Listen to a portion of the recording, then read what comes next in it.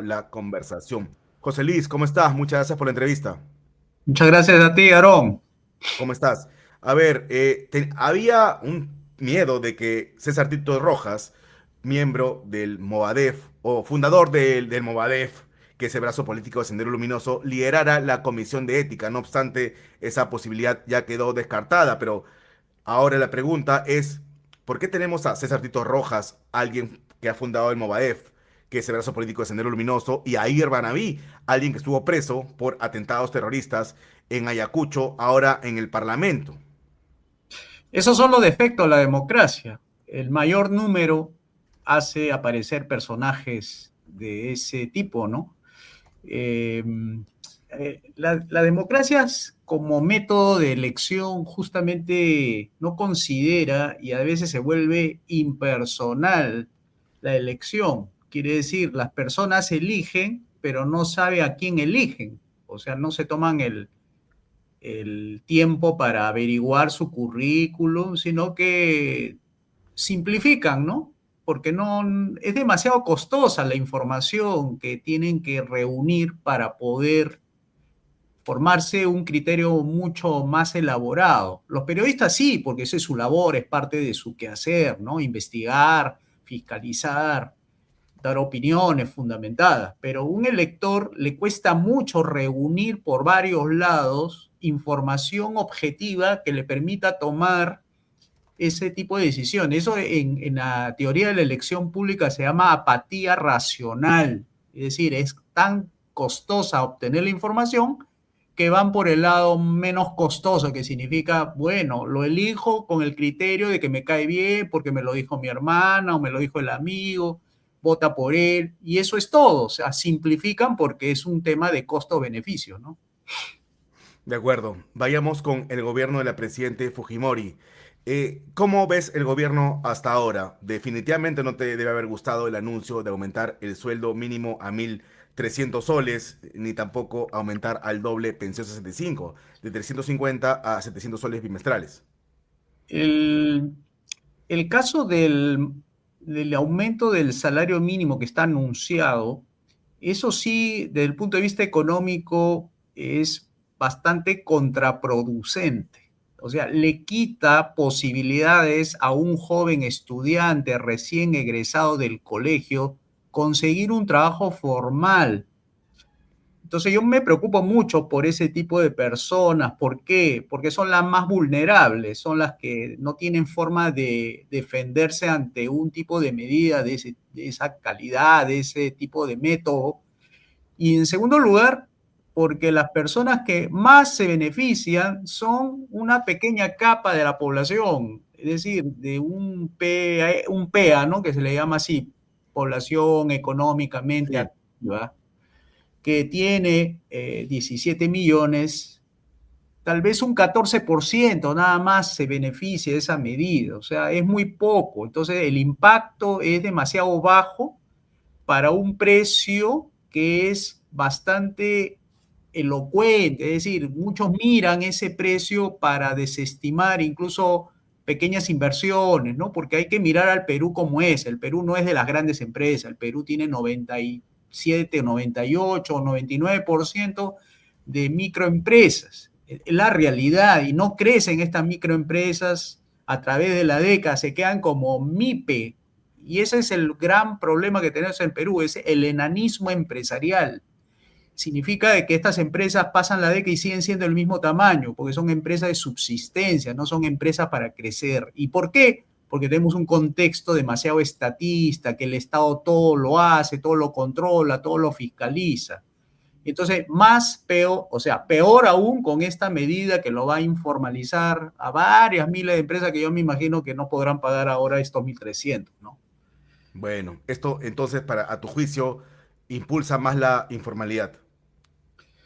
Sí, sí, sí. Ya eso creo es como una raya más al tigre, ¿no? Porque ya de informalidad tenemos, pero 70, 80% de la masa laboral está informalizada. Tenemos una economía mitad informal, mitad formal.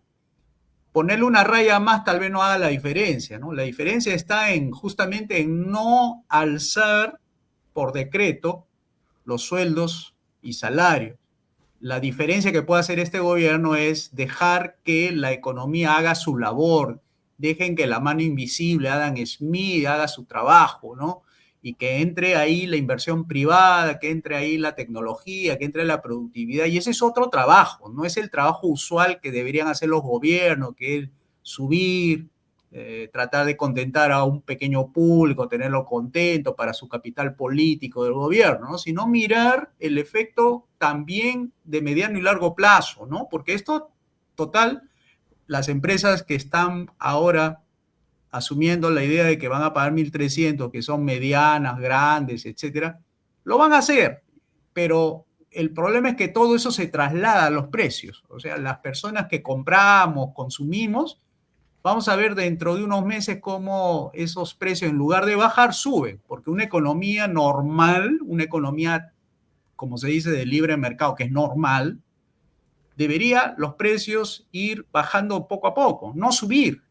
Y eso es por la distorsión que tenemos de un Banco Central de Reserva, porque a veces creemos que la elevación de los precios es porque el pollo subió, porque el petróleo de Hormuz también, o cosas por el estilo, cuando es un fenómeno monetario. La inflación no es porque los alimentos subieron.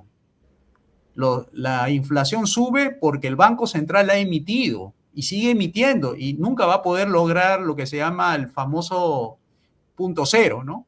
O sea, No. 0% de inflación. No lo va a Tú, poder lograr porque no tiene el conocimiento del mañana. Y tú eso has se refiere al manifestado conocimiento del que mañana. Keiko Fujimori es de centro izquierda. ¿Por qué? Porque sus señales lo dicen todo, ¿no? Sus señales, su discurso, ¿no? Por ejemplo, decir que el Estado va a acabar con la pobreza, eso es mentira. El que acaba con la pobreza es la inversión privada, es un puesto de empleo bien remunerado, o un chico de colegio que sale recién, digamos, de su entidad educativa, encuentra trabajo, eso alivia para los que están en situación de pobreza, alivia un montón a su presupuesto. Hay mucho protagonismo del Estado. O sea, no da una Y solución no del quiere Estado. eliminar ningún ministerio. Por supuesto, dice que no va a hacer ningún tipo de despido, o por lo menos que sea más sensata, ¿no? Decirle a la gente que cuando se hacen reformas de este tipo, uno tiene que hablar en forma completa, no hablar parcializadamente, o sea, como decir, yo hago el trabajo de reorganizar, por ejemplo, el Ministerio de Agricultura, que ha salido hoy día en la tarde esa noticia, y creen que lo demás va a quedar igual. Por supuesto, la gente se va a asustar. Los del Ministerio de Agricultura estarán asustados. Todos los empleados dirán, pucha, aquí va a venir los incentivos con indemnizaciones, etcétera. O sea, va a repetir lo de los 90. ¿Y por qué fracasó la reducción del Estado en los 90? ¿Por qué? En lugar de disminuir, subió. Acuérdate, un ministerio más creó su papá de Keiko Fujimori. Creó los organismos El reguladores, Ministerio de la Mujer, precisamente. pero creó reguladoras, no habían reguladoras. Creó Indecopi. Indecopi se dijo que iba a ser una oficinita pequeña. ¿Y ahora cómo es? Están casi en El todas las Estado es regiones. un monstruo que no para de crecer. Sí, entonces tiene que ser sensata, ¿no? Decir, bueno, vamos a hacer esta reorganización del Estado, vamos a hacer una reforma, vamos a reasignar todos los trabajadores, ya no van a estar en el Ministerio de Trabajo, todos los ministerios que tienen que ver con la economía, ¿no? Y la vamos a reasignar, es decir, vamos a trasladarlos al ministerios que sí se necesita. Por ejemplo, ¿cuáles? Ministerio de Transporte, Ministerio de Relaciones Exteriores, Ministerio de Defensa, Ministerio del Interior, Ministerio de Economía, para el tema de Hacienda, no para controlar la economía. O sea, reasignar significa yo lo muevo de un lugar donde estorba y lo pongo en un lugar donde se necesita. ¿Y qué haces con lo que te va sobrando? Le vas a decir a la gente, ¿no? Mire, vamos a hacer una reforma liberal, vamos a abrir todos los mercados para que esas personas que no logren un cupo en el Estado encuentre trabajo en el sector privado, porque la inversión está viniendo y está haciendo crecer la demanda de empleos, de trabajo. Entonces, otro grupo de trabajadores del Estado, de repente en un momento dado se van a quedar porque ni siquiera han podido entrar en el cupo anterior, en el primer grupo, tampoco en el segundo grupo, y quedan ahí sueltos. Yo aplicaría una modalidad, digamos, de ándate a tu casa, no te preocupes, vas a seguir recibiendo tu sueldo y luego de unos meses te vamos a dar un plazo, 3 meses, 4 meses. Busca trabajo, porque va a haber. Lo que pasa es que no te lo podemos ¿Te dar. refieres a comprar despidos? Sí, pero no. O sea, compro un despido sin que me haga bulla, es decir, te vas a tu casa, estás con tu familia, con tus hijos, vas a seguir recibiendo tu sueldo como lo venías recibiendo, pero ya no vas a trabajar, pero te vamos a dar un plazo de tiempo, o sea, 3 meses para que busques trabajo, porque no te hemos podido encontrar un trabajo en el sector privado. Y como va a haber dinamismo empresarial, entonces va a encontrar trabajo en esos 3 meses. Si no lo encuentra, ya quiere decir que ya es culpa de él, porque trabajo va a haber. Nada más que no se lo podemos dar en el corto plazo, pero va a haber. Entonces, ya el Estado no tiene, o sea, el gobierno no tiene que verse como un enemigo del trabajador, porque se piensa que ese tipo de Estado es el que vota a los trabajadores y no le interesa que corra su suerte, ¿no? Eso es lo que vio en los 90, pues. En cambio, cuando tú dices que la propuesta liberal es completa, tiene 5 reformas, etcétera, abre los mercados, reorganizas al Estado, privatizas empresas estatales, empiezas a hacer todo lo que hizo República Checa, lo que hizo Polonia, Estonia, entonces le estás dando oportunidades a todos para que todo el mundo se empiece a ubicar donde corresponde. No es un tema de Y eliminar trabajo, sino darle oportunidad para que encuentre trabajo. Es simplemente bueno, es una reasignación.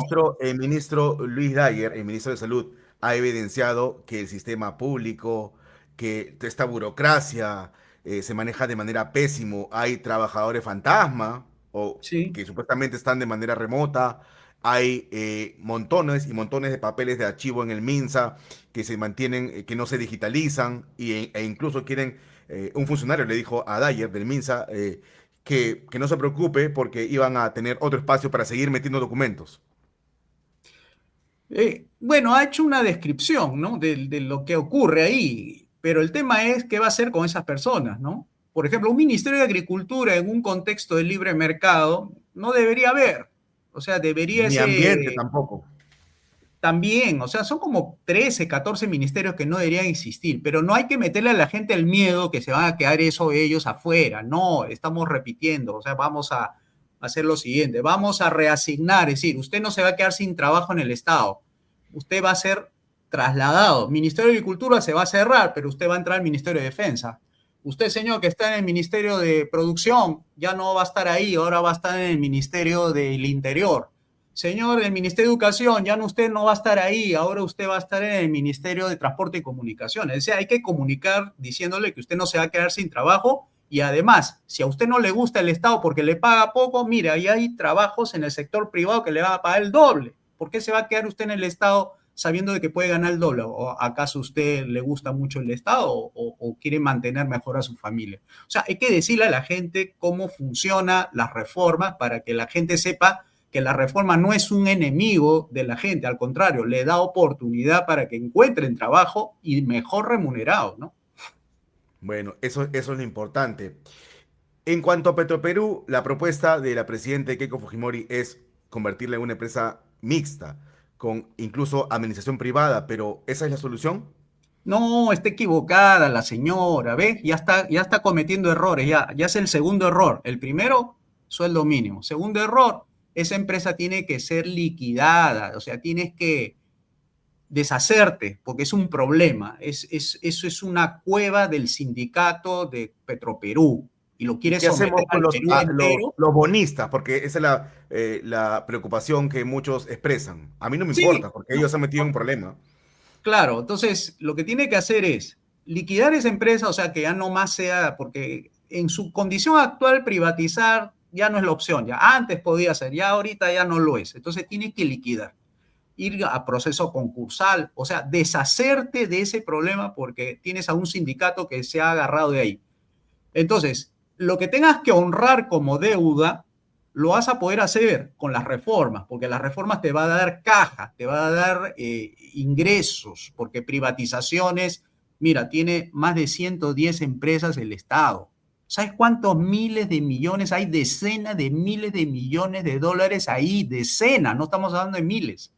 Con En este eso te pagas momento una hay que repetir la cifra. ¿Cuántas empresas estatales existen? 110. 110. Sí, hay en FONAFE hay 35. Las empresas de agua y desagüe son 55. Y las cajas municipales son como más de 20, algo así. Entonces, en total te da 110, sin considerar algunos institutos, unas instituciones que no son empresas, pero están ahí, no sé por qué, tipo IMARPE, por ejemplo, Instituto del Mar Peruano. Eso bien lo puede hacer un sector privado, lo puede hacer y los que necesitan, que paguen por lo que necesitan de información acerca del mar, ¿no? No tiene por qué todos pagar eso, ¿no? Entonces, tienes 110 empresas. En activo nomás tienes miles de millones, miles, decenas, hasta podría llegar a centenas de miles de millones, porque estamos hablando de electros, por ejemplo, la Electro Perú, Electro Oriente, Electro Nororiente.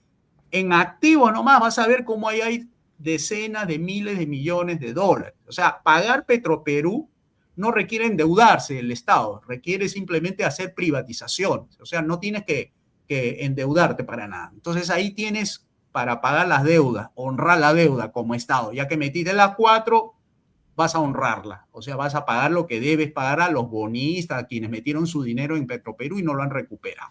Eso se llama honrar, eso se llama redimirle el Sí o bono, ¿no? sí, a tu juicio se le tiene que pagar a los bonistas. Bueno, hay que pagar lo que ha dado el Estado, pues, ¿no? O sea, el Estado se ha comprometido como Estado, ¿no? Porque si se pudiera hacer las privatizaciones, entonces yo entregaría las privatizaciones a todos los ciudadanos peruanos, que hagan una junta especial, decidan qué hacer con Petroperú y ven si pueden captar o no fondos por ahí, pero ya es privado, ya no tiene nada que ver el Estado, ¿no? Entonces, Eh, los bonistas se lo tendrían que ver con los peruanos que han elegido a su junta directiva, ¿no? Si se pudiera hacer, yo lo haría, pero lo que entiendo es que ya técnicamente esa cosa ya es imposible, ya nadie lo va a querer recibir a un muerto como está Petroperú, ¿no? Entonces, entonces ¿qué hay que hacer? Ni como chatarra. Claro, vender como chatarro, deshacerte. El problema es que el Estado está asumiendo un pasivo que no debe tenerlo. Ese es el problema. Yo quiero que el Estado se libere de ese problema. ¿Y cómo se libera? Vendiendo, deshaciendo, si quieres regala, lo que alguien lo tenga ahí, no sé, pero no puede el Estado tener Seguir ese gastando. activo. Es un problema, es un A ver, fracaso muchas monumental. gracias, Gansuk, por tu super chat. Infinitas gracias. Acá están preguntándose por qué tú planteas la eliminación del ministerio, pero no el despido de personal. Porque hay posibilidades de agrandar. Por ejemplo, eh, tú te vas a los rincones del país y no encuentras comisarías. Bueno, hay burócratas que en lugar de estar en el Ministerio de Agricultura ahí sin hacer nada, bueno, lo pueden reasignar a esos lugares donde no llega el Estado. O sea, los lugares donde no llega el Estado es donde es justicia, seguridad y obras públicas. Esas tres es la que no está presente el Estado y la gente pide eso. ¿No crees que sobran trabajadores públicos? No, sí, va a sobrar, pero no en la magnitud como lo presentan. No decir, son 2,5 millones de burócratas. Yo hago crecer el Estado en justicia, hago crecer el Estado en seguridad, hago Es crecer el aproximadamente Estado, 1,6 millones de trabajadores públicos en este momento, cifra oficial o es estimado, según porque yo tenía Servir. 2,5 millones. Sí. Eso lo manejó ESAN con un proyecto, no recuerdo bien cómo se llama, el de reconversión. Según Era Servir, ESAN Perú MIT. cuenta con 1.549.000 servidores civiles. Bueno, si esa es la cifra, bueno, igual, no cambia nada el concepto sigue siendo el mismo, es decir, el Estado es demasiado grande en donde no se necesita. Ya, ¿cuáles son las donde no se necesita? Hay todas las actividades económicas, minería, energía, trabajo, economía, cultura, es decir, casi 13 ministerios. Ya, ¿qué hacemos con el gran volumen de esas personas? Las reasignamos. Reasignar significa sacarlos de ahí y tratar de ponerlos en los ministerios donde sí se necesita. Ministerio del Interior, Ministerio de Defensa, Ministerio de ¿Cuántos Transporte. ministerios plantea un liberal como tú? En base a tres funciones, ¿no? Justicia, Sí. seguridad, obras públicas, son alrededor de 7 ministerios. Hay uno que es ¿Y temporal, uno nada más, o sea, cuál? sería 6.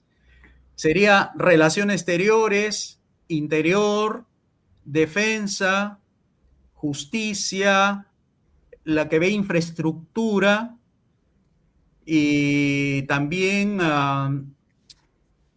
uno que es Hacienda, que ve toda la Sí. recaudación tributaria, y una temporal, el de apoyo, el de los vouchers, que le tienes que dar a los Que alumnos pobres, más pobres del Perú, y salud el sistema de también, y vouchers, sí. funciona a los viejitos, los abandonados, a Pero ellos ahí te... funcionaría salud y educación. Ah, Ahí eso, funcionaría salud y o sea, educación claro, hasta que se una, cambie el sistema. sí, o sea, privatizas la educación, privatizas la salud, le das sus vouchers a los usuarios de los tres servicios y el resto de las funciones pasan al sector privado. O sea, abres los mercados ahí, ¿no? Abres el mercado de la cultura, abres el mercado del trabajo, abres el mercado de la economía, abres el mercado de la energía, porque esos mercados están cerrados, no hay Es- posibilidad de hacer ¿Tú has competencia ahí. trabajado con SPA? Yo estuve un tiempo apoyándolo hasta agosto del año Hasta que te diste pasado. cuenta de que no era liberal. Claro, cuando yo le pedí el programa y me decían, no, todavía no lo tengo listo, pero iba soltando cosas que finalmente cuando le hice las preguntas en una reunión que tuvimos ahí con un montón de liberales, le dije, ¿qué vas a hacer con la educación? ¿Lo vas a privatizar? Me dijo, no, con la salud tampoco. El caso del Estado lo vas a reducir a... No. Entonces ya empecé a sacar mi línea, no, no, él no va a hacer las reformas liberales. Dije, no, prefiero salirme porque yo tengo una trayectoria más o menos 30 años en esto, pues, y no porque haya una persona, porque va a concursar, va a postular, cambia toda mi opinión. Yo no soy así, yo no soy ningún cambio de opinión del día para otro, ¿no? Me tienen que demostrar que estoy equivocado en todo caso, ¿no? Sí, Pero de el acuerdo. caso es que ya desde el año pasado, ¿no? Sí, pero ¿cómo crees que sea el gobierno de Keiko Fujimori si tú has calificado que es de centro izquierda? Eh, ¿Una especie de Alan García II? Sí, sí, sí, podría ser un Alan García 2, una socialdemocracia moderna, al estilo Tony Blair, ¿no? Que mantuvo algunas líneas maestras así de Margaret Thatcher, que trató de no cambiar lo que hizo ella. Eh, Seguramente algunos mecanismos de mercado va a introducir, pero no va a cambiar el Perú. Eso sí, te lo digo, que no va a cambiar el Perú. Si no hace esas reformas atrevidas que esta que estamos conversando, no va a cambiar. Y Va a sin estas administrar el reformas, y si no va a caos. cambiar el Perú en el 2031, es probable que llegue alguien de izquierda, como pasó Ah, con sí, por Alan y luego supuesto. Ollanta. No, sí, tú sabes que esto es lo que ella va a hacer, va a cometer el mismo error los que cometieron la mala derecha. La mala derecha, decimos, son esa derecha cobarde, esa derecha que no hace reforma, que quiere dejar las cosas como está, el status Porque no quo. existe una derecha bruta y achorada. No es achorada para nada. Bueno, tal vez sea torpe, ¿no? No sé cómo calificarlo, pero Yo lo que creo sí que sé más es que existe una no derecha hace la cobarde, reforma. ¿no? Más hay una derecha cobarde. Sí, hay de eso. ¿Y por qué? Porque los patrones que financian a esos partidos, pues le dicen, no, no me cambies nada, o te doy la plata y con licitación. Entonces dicen, no, prefiero el status quo, ¿no? Entonces no quieren hacer, no quieren romper los huevos, no quieren hacer nada, quieren dejar las cosas. Dicen, no, que el modelo de economía social de mercado está muy bien, que todo marcha bien, ¿no? O sea, como que la cosa no... Es simplemente cambio cosmético. No, acá el Perú necesita reforma, porque yo me temo que si la señora Keiko no hace la reforma, no va a acabar su gobierno, tiene riesgos a no acabar, porque el enemigo es muy poderoso, la caviarada es muy poderosa, tiene tomado muchas instituciones. La izquierda es también bien achorada, la izquierda es achorada y encima petardista, o sea, si se puede tumbar a la democracia, se la tumban y vuelven a restablecer su dictadura del Pero proletariado. entonces, ¿por qué si compartimos lo que tú has manifestado, yo estoy de acuerdo en que los caviares son sumamente peligrosos? ¿Por qué la señora Fujimori ha puesto a Belaúnde Llosa, que viene de Libertad Popular, que es alumno del caviarazo cateriano y amigo de Gino Costa, de Harvey Colchado, como ministro de Defensa? Bueno, es que la izquierda, entre las izquierdas, pues tú sabes que se entienden, ¿no? Es bien difícil que uno de derecha genuina se entienda con uno de Mira izquierda. tú, esa es una interesante reflexión. Es decir, dado que Keiko Fujimori es de centro izquierda, no le hace ascos a la izquierda caviar, ¿eso me estás diciendo? Por supuesto, o sea, es como que son hermanos de una misma familia, ¿no? Nada más que hay un hermano mayor, un hermano menor, uno le hace caso al otro, pero todos comparten en el mismo techo, los mismos valores, nada más que tú eres más radical que yo, entonces radical me refiero a un Roberto Sánchez, más radical que Roberto Sánchez está Sendero Luminoso, pero todos compartimos el tema de la justicia social, de que el Estado lo tiene que hacer, es decir, no son matices, ¿no? No son orillas, que es diferente, ¿no? Una orilla frente a otra es diferente, no hay forma de, vas a tener que cruzar mi orilla para ser como yo, ¿no? Pero en este caso están en Bueno, una tiene misma orilla. sentido en línea con lo que está manifestando. José Luis, ¿y Rafael López Aliaga, qué, centro izquierda también? También, no hay problema. Yo no tengo problemas con clasificarlo todos en la izquierda, porque todo el espectro político se ha corrido hacia la izquierda. Cuando dicen Keiko es de derecha, PPK es de derecha, Rafael López Aliaga es de derecha, claro, es la derecha del espectro de la izquierda. O sea, no hay derecha, ese está vacío. ¿Qué ha quedado? Centro, izquierda, o sea, toda la parte hacia la izquierda. Ahora, ¿quién está pegado al centro? Ahí puede estar Keiko, puede estar Rafael López, y dicen, ah, no, pues él es de derecha, pues. ¿Por qué? No, Claro, dicen porque está dentro de... ultraderechistas, ultraconservadores. Exacto, eso te lo dice la izquierda. Un izquierdista te dice eso. Es ultraderechista.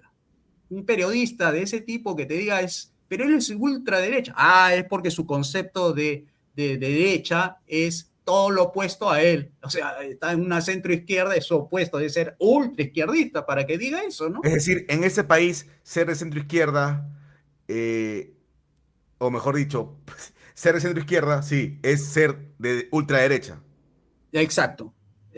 Porque la derecha hace reformas, la derecha achica al Estado, la derecha limita la democracia. Eso es importante también A ver, decir, no es que la cuéntame, democracia ahonda es en eso, por abierta, favor. ¿no? ¿Cómo que Hay que limita la ponerle democracia? límites. A la democracia hay que ponerle límites. ¿En qué se diferencia una monarquía de una democracia?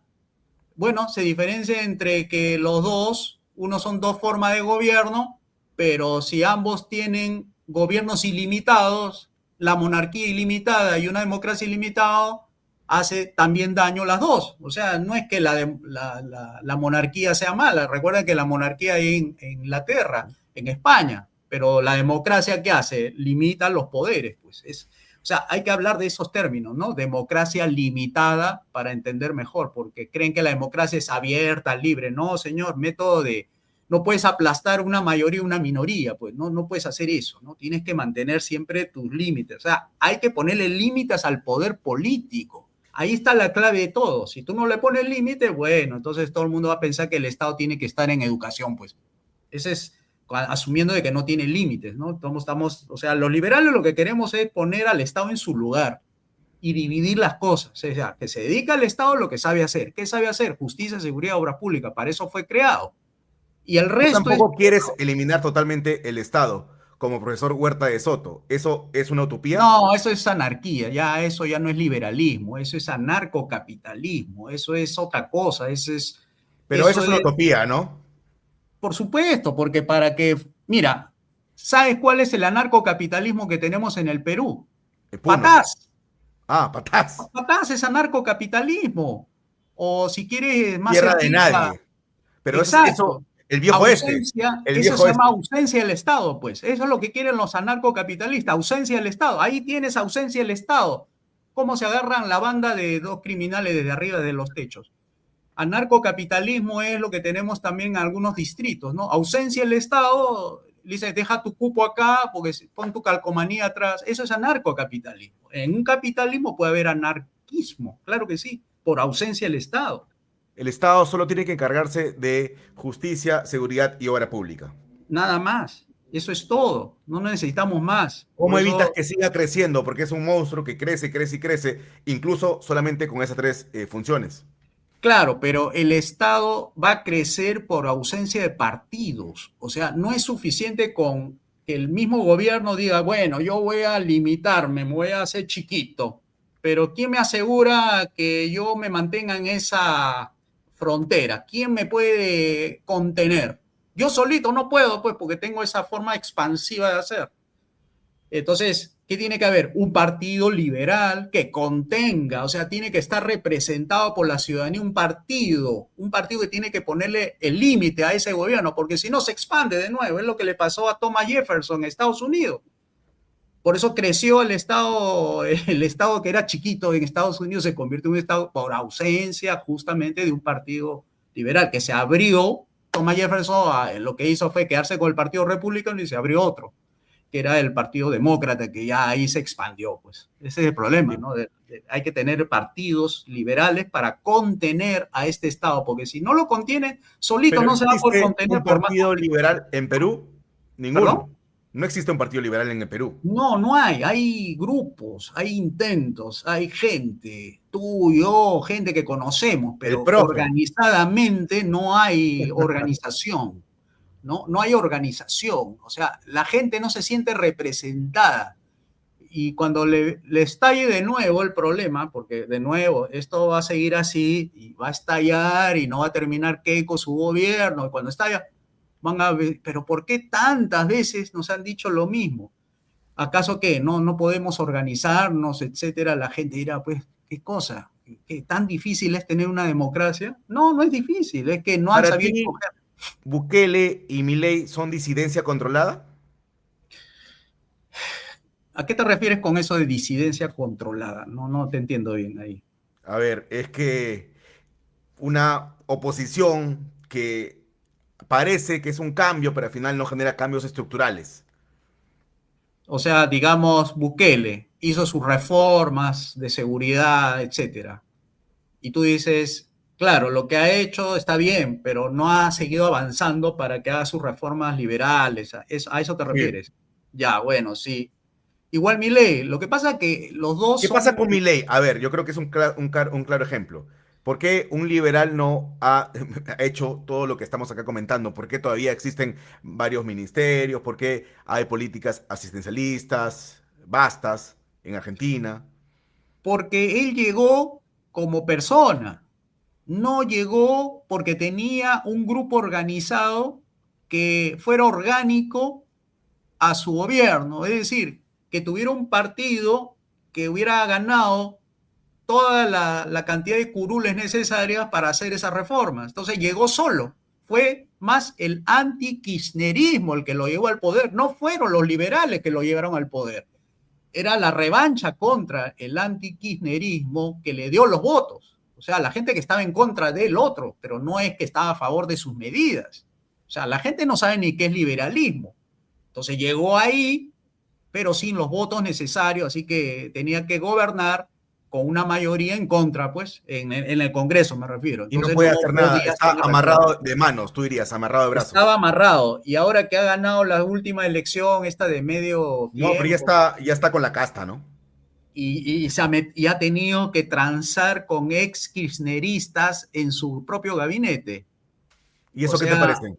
claro, o sea, el señor este que el tanto le revienta cohetes Caputo, él gobernó con Macri.